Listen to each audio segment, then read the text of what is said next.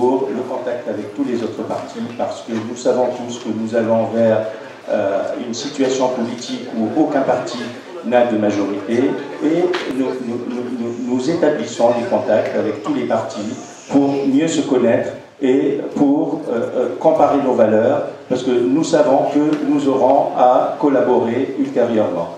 Il n'est pas question actuellement d'alliance, on verra les alliances après, mais actuellement, effectivement, nous avons des contacts avec plusieurs partis pour comparer nos valeurs et pour évaluer les possibilités de travailler ensemble sur un gouvernement d'alliance nationale. Merci. Bon. Donc à présent, Gilliane, à toi.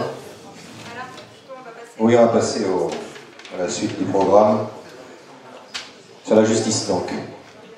Alors le prochain thème, c'est la justice. J'aimerais, non. Les questions à poser sont: comment garantir l'indépendance de la justice? À savoir, les magistrats seront-ils élus par le peuple ou seront-ils nommés? Comment garantir l'impartialité de la justice? Comment comptez-vous garantir la réconciliation de la justice, notamment de la police, avec le peuple? Réformer le système policier qui a été mis en place donc par l'ancien régime. Et une question plus fondamentale, la peine de mort. Donc on répète, comment garantir l'indépendance de la justice? Les magistrats seront-ils élus par le peuple ou nommés? Comment garantir l'impartialité de la justice? Garantir également la réconciliation de cette justice avec le peuple et la réforme policière dans ce cadre-là. Et la dernière question, c'est la peine de mort. La peine de mort, je crois que c'est un sujet qui va susciter beaucoup de réactions. Vous avez le temps, on peut commencer par... Bon, alors on va commencer dans le sens inverse. Le sens inverse, cette fois-ci. Voilà, sens. donc monsieur, s'il vous plaît. Vous avez chacun 2 minutes pour répondre. Voilà, vous avez au moins 2 minutes pour répondre. C'est très gentil. Non, on dira au moins. Je vais répondre. Mais 2 minutes. Non, mais j'ai dit au moins. Je vais répondre à la question qui a été posée de façon claire. Oui ou non pour la peine de mort? En tant que président de la Ligue des droits de l'homme, vous vous rendez compte et vous doutez que je suis contre la peine de mort.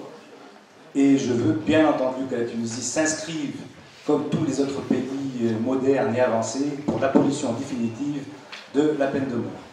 Je pense que dans ce cadre-là, je ne peux pas être plus clair. Pour ce qui est de l'impartialité de la justice est un des éléments majeurs de notre liberté et de nos égalités et de nos droits, mais aussi de nos devoirs. Il faut absolument mettre en place un système. Je ne suis pas un technicien. Si vous voulez parler de la rhumatologie, je pourrais vous dire comment, mais je crois qu'il y a suffisamment de législateurs qui sont en capacité de pouvoir nous donner les moyens d'avoir une séparation la plus totale entre le pouvoir exécutif et le pouvoir juridique. Je sais que c'est difficile, parce que tous les pouvoirs dans le monde veulent contrôler cette justice. Et ceux qui habitent ici en France, vous vous rendez compte, tous les rouages entre le système juridique et le système exécutif, jusqu'à présent, malgré que la France est un pays et se considère bien entendu à juste titre un pays démocratique. Il y a des rouages très importants entre la justice et le pouvoir. Comment le faire? Seule la Constitution pourra nous le donner. Seul le pouvoir juridique suprême va nous permettre de pouvoir séparer entre le pouvoir exécutif et le pouvoir juridique. Donc c'est là où va se jouer l'élément majeur de notre avenir juridique pour avoir une justice égale et qui puisse toucher n'importe qui, riche, puissant, faible, pauvre. C'est là le but de cette démocratie et donc de l'enjeu de cette constituante. 2 minutes. Parfait. Donc nous, au PDP, nous sommes clairs, nous sommes contre la peine de mort. Alors pour garantir l'indépendance de la justice, nous avons une série de mesures. Tout d'abord, il faut supprimer de la Tunisie les tribunaux d'exception qui existent jusqu'à nos jours. Il faut supprimer tous les tribunaux d'exception. Ensuite, il faut que les juges ne soient pas soumis à aucune influence. Et pour ça, ce qui est l'avancement dans le statut, la mutation entre régions ne doit pas être décidé par le ministère. Depuis 55 ans, tout ce qui est mutation en transfert entre régions de source était désigné par le ministre, c'est-à-dire un bon juge. On laisse à Tunis, à Sousse, un mauvais juge, on l'envoie à Gaceline, à Sidi Bouzid. Non, ça, c'est tout ce qui est mutation, tout ce qui est avancement doit être décidé par un conseil supérieur de magistrature. Ce conseil, nous proposons qu'il soit composé de 13 membres, 4 nommés par le Parlement, 7 magistrats élus par les magistrats eux-mêmes, le président du tribunal administratif et le président de la Cour de cassation. Ensuite, à côté de ce Conseil supérieur de magistrature, nous proposons un tribunal constitutionnel élu composé de 11 membres nommés par 4 juges, 4 juges désignés par la Chambre des députés, 4 juristes, avocats et universitaires choisis et élus par les membres du Sénat.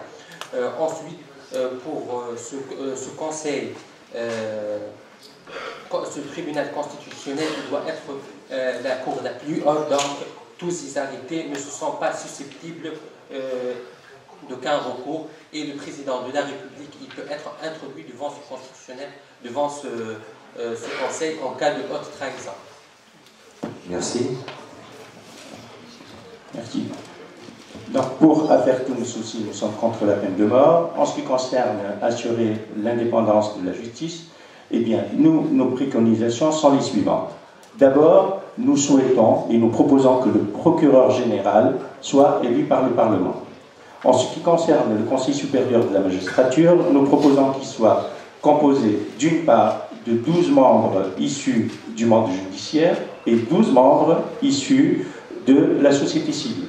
Donc j'ai ici avec moi dans mon programme un logigramme qui explique les différents membres d'où ils viennent. Donc pour les 12 membres qui viennent du monde judiciaire, nous proposons donc 9 qui soient élus par leur père et 3 qui sont membres d'office, le président du tribunal de Paris, la Cour de cassation, ensuite le procureur général de la République et puis le président du tribunal administratif qui sont membres de plein droit. En ce qui concerne les 12 membres issus de la société civile, eh bien, nous proposons que ce soit des personnes éminentes, spécialistes des sciences sociales et sciences judiciaires, dont 4 sont nommés par le président de l'Assemblée nationale, 4 sont nommés par le président du Sénat et 4 sont nommés par le président de la République. En ce qui concerne l'indépendance des juges, eh bien, nous préconisons l'inamovibilité des juges et l'irrévocabilité des juges. C'est-à-dire les juges ne sont pas soumis à un pouvoir politique et ne sont contrôlés que par le Conseil supérieur de la magistrature. Nous proposons aussi d'avoir un régime spécial de rémunération pour les juges pour éviter... D'accord, 30 secondes, je termine. Donc, et pour éviter que les juges soient corrompus, nous proposons de mettre en place une institution indépendante pour la transparence et pour la lutte contre la corruption. Merci. Donc, je vous passe le micro. Essayez de tenir les 2 minutes, s'il vous plaît. Je vais être très bref en tant que juriste. Je sais que c'est extrêmement compliqué d'expliquer ce genre de choses, de procéder. Tout simplement, je réponds à la première question par rapport à la peine de mort. Nous sommes contre la peine de mort, au moins ça c'est clair. Nous sommes principalement pour la réforme du Conseil supérieur de la magistrature pour qu'il soit un conseil élu, non seulement élu avec des membres professionnels, les professionnels de la justice que vous connaissez, mais aussi nous sommes pour la parité entre les professionnels de la justice et la société civile dans toutes ses composantes, afin de créer un certain équilibre à l'intérieur du Conseil supérieur de la magistrature pour éviter toute dérive. Bien entendu, j'ai entendu les collègues parler de toutes les réformes, notamment la suppression des tribunaux d'exception. Nous sommes bien entendu, c'est dans notre programme que vous pouvez lire sur notre site. Nous voulons aussi créer des tribunaux spécialisés, c'est-à-dire que on veut rompre avec la justice généraliste. Il faut qu'il y ait une justice spécialisée qui est capable de répondre à des spécificités, que ce soit sur le plan commercial, social, purement juridique ou politique, afin d'éviter aussi tous les abus que nous avons constatés jusque-là. Il est évident que nous sommes contre les révocabilités des juges, contre les mutations abusives qui sont extrêmement néfastes à la justice elle-même. et pour une rupture, mais vraiment totale, avec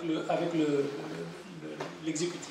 Donc voilà les grandes lignes, si vous voulez, et j'espère que s'il me reste 30 secondes, vous allez me l'accorder tout à l'heure pour d'autres thèmes.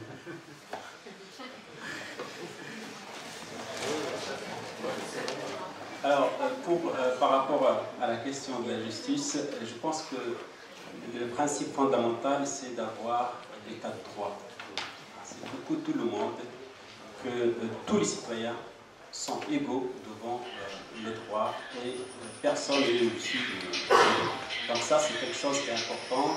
La justice, c'est une valeur importante pour le parti de Nahda. Le parti de Nahda a souffert de la répression comme beaucoup de composants du parti. On arrive. Il n'est pas dans notre programme. Il n'est pas dans notre programme de prendre les gens, de tuer quiconque, etc. Le principe, la base, c'est la justice. Ça, c'est essentiel. Après, des éléments importants dans notre programme, il n'est pas dans notre programme, cher monsieur, de prendre les gens. Est-ce que c'est clair? Non. S'il vous plaît, laissez-le parler pendant 2 minutes. Il y a une session questions-réponses. S'il vous plaît. Non, mais attendez, vous allez pouvoir poser des questions précises. Non, mais attendez, vous ne pouvez pas tous poser des questions en même temps. Je sais, je comprends. Il va réagir. Si la même question par 10 personnes s'adresse à la même personne, il va répondre. Vous poserez la question après, merci de ne pas interrompre les gens.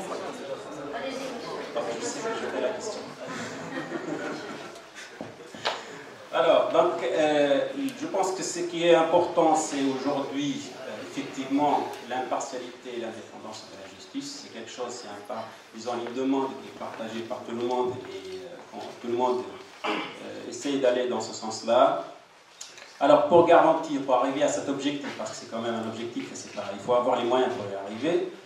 Donc, c'est la création d'une Cour suprême, comme on a dit tout à l'heure, constitutionnelle, et garantir l'indépendance avec notamment de donner plus de poids et de rôle pour la Cour des comptes. Dans le contrôle et dans le contrôle et le fonctionnement, la transparence par rapport notamment à l'usage des deniers publics. Autre élément qui est important, c'est, comme l'a dit mes collègues, c'est la suppression de toutes les lois répressives, que ce soit par rapport à la société civile, par rapport à la presse, par rapport aux libertés individuelles et collectives.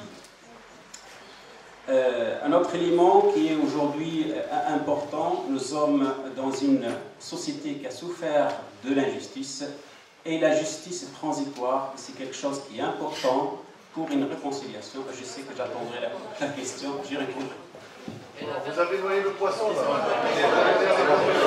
Attendez, vous allez avoir l'occasion, maintenant, après monsieur, de rebondir avec des questions. Alors, si vous...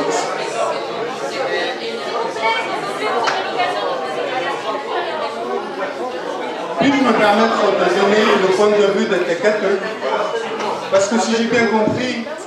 Alors, non seulement nous sommes contre la peine de mort, mais nous sommes pour son abolition. Et j'espère que tout le monde a compris la nuance. Alors, je vais évoquer juste un petit point, puisque j'ai eu tout à l'heure à parler un petit peu de justice par rapport à l'indépendance de la justice et par rapport au Conseil supérieur de la magistrature. Réconcilier la police avec le peuple. Une magnifique défi. Mais il va falloir de toute façon qu'on s'y attelle. Ce qu'on dit, nous, d'abord, il va falloir travailler sur le ministère de l'Intérieur. Il va falloir, qu'on le veuille ou pas, épurer un certain nombre de cadres sup. Parce que le mal est tellement profond qu'on ne pourra pas se permettre de faire autre chose. Ce qu'on propose par ailleurs, c'est de dire qu'on ne manque pas de police en Tunisie. Mais par contre, on a énormément de forces de police qui font partie des brigades de l'ordre public. Je vous dis franchement, peut-être qu'on a envie qu'ils savent autre chose, ces gens. On ne dit pas que tous les policiers doivent être jetés à la mer. Par contre, il va falloir les recycler. Et nous, on propose qu'ils soient recyclés pour refaire de la police dans les quartiers, pour la sécurité de chacun de nous et qui soient réellement des référents dans le quartier et pas simplement stockés dans des casernes en attendant qu'ils puissent taper sur les gens. Parfait. Donc à présent, après les explications des 6 parties, vous avez la parole. Madame.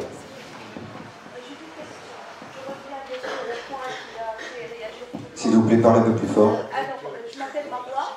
J'ai 2 questions, une pour le PDP et une autre pour Narda. Voilà, pour le PDP, lors de sa première intervention et la deuxième, il a sous-entendu, en fait, mais il n'a pas dit directement, le problème de régionalisme. Est-ce ça votre fil conducteur? Parce que dans les 2 discussions, vous l'avez abordé. Et pour Narda, alors c'est oui ou non? Bon, vous avez compris? Parfait, prenez le micro. Vous avez 1 minute pour répondre. Vous avez 1 minute pour répondre.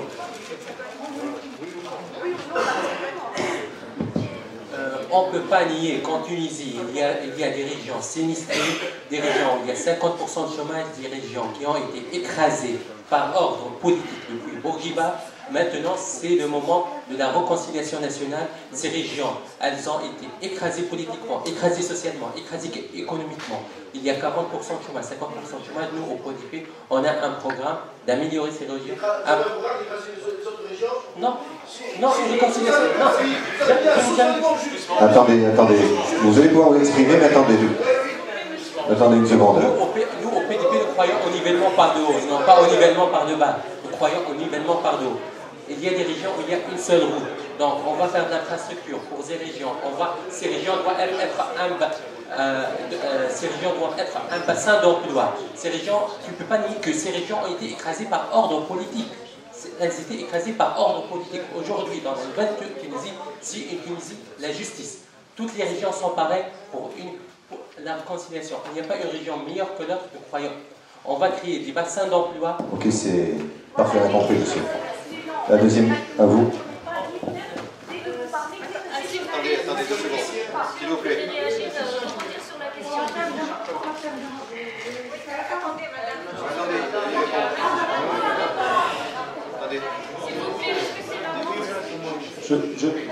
Si je peux me permettre, la question donc, de la région est une question qui est hyper importante. Et c'est ce qui va permettre d'avoir la démocratie horizontale. Et nous, à Affaires Tunis, nous disons qu'il faut un système de démocratie horizontale. Nous proposons de découper la Tunisie en 4 régions et découper la Tunisie en 7 régions et une région spéciale pour l'étranger. C'est ce qui permettra en fait le développement régional et c'est ce qui permettra par le biais de conseils régionaux de tirer vers le haut les régions sinistrées.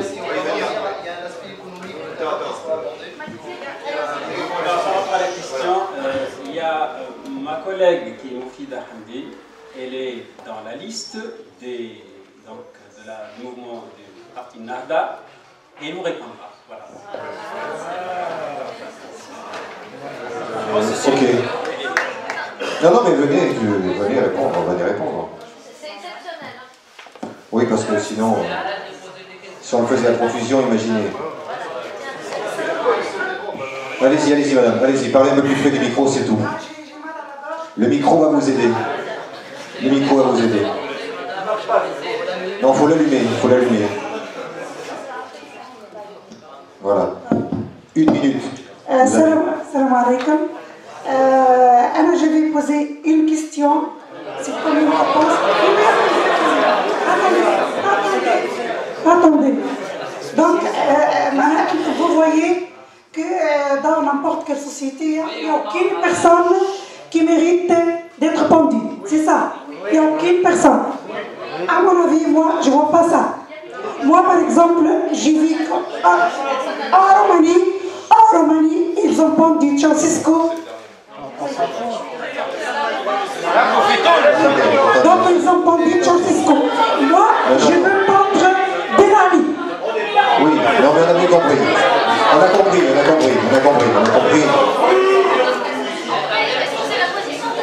Mais attendez, 2 secondes. Elle est mandatée par votre parti. Elle est sur la liste. Elle est candidate, madame. Donc, Si elle a répondu, c'est la position du parti. C'est quoi la réponse? C'est quoi la réponse? Pardon? C'est quoi la réponse? Mais la réponse, c'est que, à mon avis, si je comprends, c'est oui. Mais bon. Oui, d'accord. Non, non, mais... Non, si, elle m'a donné 1 minute. Mais si vous étiez présenté avant et que vous seriez venu ici, ça aurait été beaucoup plus clair pour nous. Excusez-moi. Mais moi, je ne l'ai pas... Le représentant d'ENAB, ici. On est ravis de vous accueillir. On n'entend rien. Parle plus fort dans le micro, là. S'il vous plaît. Organisation du débat, et puis il y a un seul interlocuteur pour le public, pour le parti ENAB. Bon, c'est pour ça, on n'était pas... On a été pris un peu au dépourvu, vous voyez. Madame, s'il vous plaît. Madame. Madame, s'il vous plaît. Non, on ne considère pas. Chacun se fait une idée, c'est tout. Voilà. 2 minutes la parole. Je ne suis pas venu ici pour avoir une discussion avec Marie.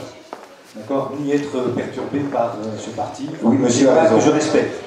Donc, je considère que sa réponse est bonne. Elle est pour, quel que soit X. Donc, on passe à autre chose. On ne va pas rester sur le problème. Voilà. Exactement. Exactement. C'est ça.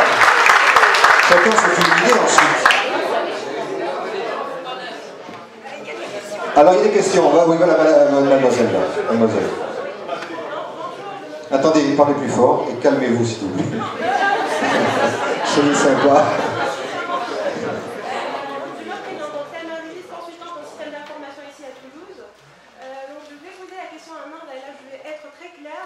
Moi, en tant que femme tunisienne qui va voter pour le 23 octobre, je vous demande de la clarté et que vous soyez vraiment transparent avec nous. Il y a un débat après sur ça. C'est juste par rapport au point, ce point-là. Pourquoi vous dites à la dame de répondre? C'est quoi le problème? Pourquoi vous n'êtes pas transparent? Même pas le courage de le faire. Non, madame. Non, c'est bon. Bon, écoutez, le représentant du parti aujourd'hui pour nous, c'est monsieur. On ne peut pas faire autrement. C'est établi comme ça a été décidé comme ça avant. Non. Un représentant par parti sur la table. S'il y en avait eu 2, nous l'aurions su, nous l'aurions fait. Non, il n'y a aucun problème. J'ai discuté avec Madame Saadi, juste au début. Alors, quand je me présentais, j'ai dit, Madame, moi je ne suis pas sur une liste électorale. Parce que sur la fiche, vous avez débat avec les têtes des listes électorales. Donc je lui dis, voilà, moi je suis représentant. S'il vous plaît, s'il vous plaît. J'ai fini ou non? Ils ont soulevé les 2 points, ils ont parlé des 2 points. Donc c'était logique, c'était par rapport à ce point sur la Tunisie, sur la justice, dans ce cas de... Oui. Non mais on n'en fait pas un problème, c'est juste pour expliquer que on ne parle pas, c'est qu'il y a une personne qui est présente ici, que j'ai présenté, que j'ai demandé l'autorisation, qu'elle avait la possibilité d'apporter des compléments d'information, on n'est pas en dehors de ça. Du coup maintenant, si vous ne les envoyez pas, on n'en fait pas. C'est pas un problème, je vous en parlerai. C'est à vous de répondre, c'est nous. C'est à moi de vous répondre, je vous répondrai. Voilà. Non mais écoutez, 2 secondes. 2 secondes, on va passer d'abord à autre chose, premièrement, parce qu'il y a d'autres sujets, et qui reviendront à peu près sur le même thème, donc vous allez pouvoir vous chauffer, comme on dit. Donc attendez, monsieur a répondu, madame, encore une fois, n'était pas prévu dans un commentaire lors de ce débat. Voilà. On passe maintenant aux questions, à nouveau. Oui, vous, monsieur. Oui. Sur la justice, hein. Oui, bien sûr. Bonjour tout le monde, donc Emile Ben Ammar, j'habite Toulouse depuis une dizaine d'années. Voilà, une question pour Nada, précise pareil, oui ou non. Est-ce que vous allez appliquer Sharia ou pas? Comme ça, tout le monde a fait ça. Oui. Alors, si vous entendez, monsieur, si vous entendez Sharia, c'est la justice, c'est que tout le monde a l'égalité des chances, que personne n'est opprimé, oui, on peut l'appeler Sharia. Si vous voyez Sharia, qu'on va couper les mains, qu'on va épandre les gens, qu'on va, je ne sais pas, lapider les femmes, nous, on ne fait pas ça, c'est pas notre programme et on ne prévoit pas. Est-ce que c'est clair? Non. Si, il a répondu, c'est clair. C'est répondu. Après, vous vous faites une idée, mais il a répondu. Monsieur, au fond, prenez le micro ici, s'il vous plaît, parce que c'est beaucoup plus facile de bien comprendre. Et de bien entendre, surtout. Bonjour tout le monde. qui se unit pour et contre la peine de mort. Mais tous les partis, directement, vous avez dit, on est contre. Mais après, il n'y a pas eu d'argumentation. Est-ce que vous pensez... Parlez dans le micro. Non, directement. Est-ce que vous pensez qu'il n'y a pas de crime qui mérite vraiment la peine de mort? C'est ça la question. Moi, non, je donne un exemple. L'année dernière, en Tunisie, il y a des gens qui sont introduits dans un taxiphone. Ils ont frappé la dame qui travaillait là-bas au visage. Ils l'ont violée toute la nuit. Après, ils ont fermé le taxiphone. Ils ont pris quelques bonbons. Ils sont rentrés chez eux. Est-ce que on n'a pas besoin de ces gens-là dans notre société? Est-ce que c'est Oui, mais ça, c'est un fait divers qui est arrivé. Oui, oui. Comme récemment, il en arrive tous les jours dans le monde. Mais la question c'était quoi? Je vais répondre au moins. Je pense que chacun est clair. On a bien compris. Attendez 2 secondes. On a bien compris. On ne peut pas laisser, je m'excuse, ce n'est pas une réponse. Je suis. Monsieur, on va passer, on a compris. Hein. Non, attendez, je vais répondre sur son argumentaire. Parce ok, une dernière fois. J'argumente de manière, on n'a pas le droit de s'arroger la peine de mort ou la vie de quelqu'un d'autre, quel que soit son crime. Moi, je suis bête. Si on me tue mes filles, j'ai envie de tuer celui de l'assassin. D'accord? Si vous prenez tous les cas particuliers, vous pouvez tuer toute la terre. On a le droit de dire non à la haine. Et donc j'ai le droit de dire non à la peine de mort parce que je considère que je n'ai pas le droit d'ôter de la vie, quel que soit le crime de l'homme.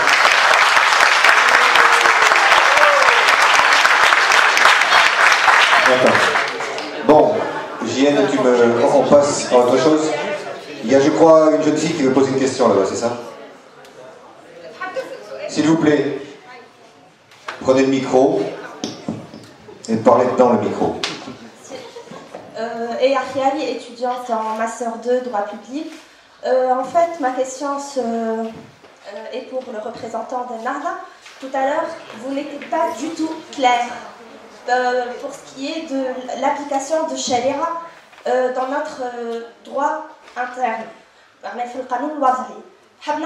Est-ce que vous comptez appliquer Sharia ou pas?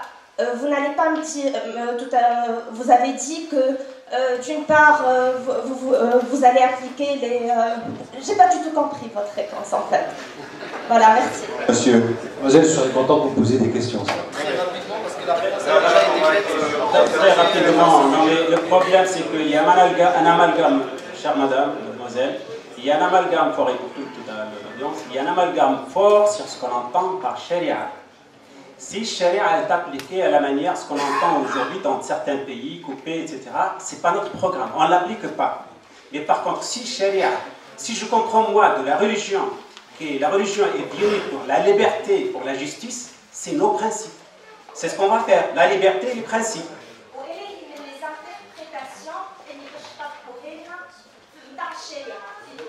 L'interprétation qu'on vous appliquez, madame, connaissez, c'est de fournir, c'est d'éradiquer la pauvreté. D'éradiquer la pauvreté.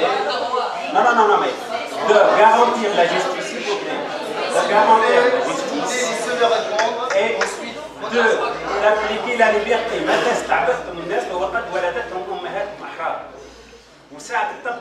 Avec cet esprit-là, il n'y avait pas de rôle, il n'y avait pas de ces applications abusives qu'on voit aujourd'hui à la télé et qui sont. Donc, je pense qu'il y a beaucoup de problèmes sur certains éléments, notamment sur Sharia, notamment sur la laïcité. Il n'y a pas une définition unique et universelle de ce qu'on entend, il y a pas mal d'amalgame derrière. Merci.